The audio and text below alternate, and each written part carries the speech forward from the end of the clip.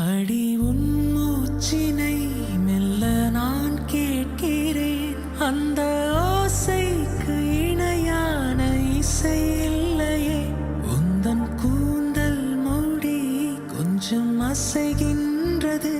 அந்த அசைவுக்கு நடனங்கள் இணையில்லையே.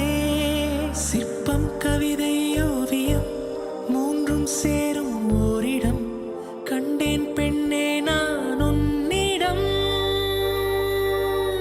பெண்ணெல்லாம் பெண் போல இருக்க, நீ மட்டும் என் நெஞ்சை மயக்க.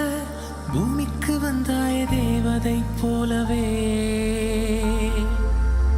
அடடா பிரம்மன் புத்திசாலி, அவனை விட நான் அதிர்ஷ்டசாலியோ.